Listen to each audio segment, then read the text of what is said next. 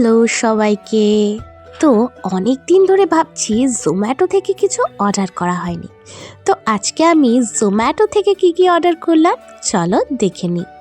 তো ফার্স্টেই ছিল বিরিয়ানি। এই বিরিয়ানিটা হচ্ছে একদম সুধামৃত স্পেশাল বিরিয়ানি। তারপরে ছিল নবরত্ন পোলাও। ও সরি, বিরিয়ানিটা পরে খুললাম, নবরত্ন পোলাওটা আগে খুললাম। তো চলো এবারে বিরিয়ানির ওপেনিংটা করি। উফ, মানে আমি এখান থেকেই গন্ধ পাচ্ছি বক্সটা খোলার আগেই। উফ বাপরে, মারাত্মক গন্ধ আর টেস্ট, উফ কি বলবো, মনে হচ্ছে যে সব আমি একাই খেতে পারবো। কিন্তু এখানের কোয়ান্টিটিটা এত বেশি দেয় যে একা খাওয়া কারোর পক্ষে সম্ভবই নয়। হ্যাঁ, সে যদি একটু খাদ্যরসিক হয় সে একা কেন 2-3টে খেয়ে নিতে পারবে। জানো, আমার একটা বন্ধু ছিল, না বন্ধুর নামটা নিচ্ছি না, সে বলতো আমি বিরিয়ানি অনেক ভালোবাসি, প্রায় 2-3টে খেয়ে নেব।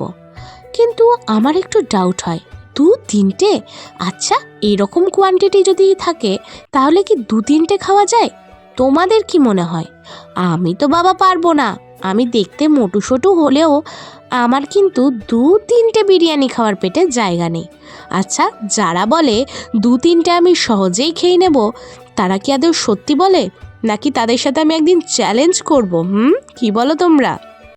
তারপরে দেখো, এই যে বিরিয়ানিটা তো এমনিই খাওয়া যাবে, কিন্তু পোলাওয়ের জন্য এখানে চিকেন অর্ডার করেছিলাম, কিন্তু চিকেনটা ছিল অন্য কোথাও রেস্টুরেন্টের থেকে।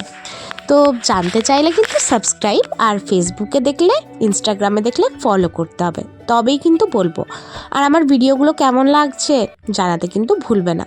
তো চিকেনটা কিন্তু দেখতে একটু অন্যরকম হলেও, হ্যাঁ বুঝতেই পারছো, you know what I mean, খেতে কিন্তু টেস্টিই ছিল, বেশ সুন্দর ছিল কিন্তু চিকেনটা খেতে। আর পোলাওটা কিন্তু মিষ্টি মিষ্টি ছিল। পোলাও ঠিক বলবো না, আমাদের যেমন বাসন্তী পোলাও হয় তেমনি কিন্তু এই পোলাওটা নয়, এটা হচ্ছে নবরত্ন পোলাও।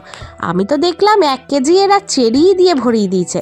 যাই হোক, রাতের ডিনারটা তো বেশ ভালোই ছিল, দারুণ জমিয়ে খেলাম কিন্তু ডিনারটা। আর তোমরা আজকে ডিনারে কি খেলে? আর যারা সকালে দেখছো তারা ব্রেকফাস্টে কি খেলে? লাঞ্চে যারা দেখছো তারা লাঞ্চে কি খেলে জানাও।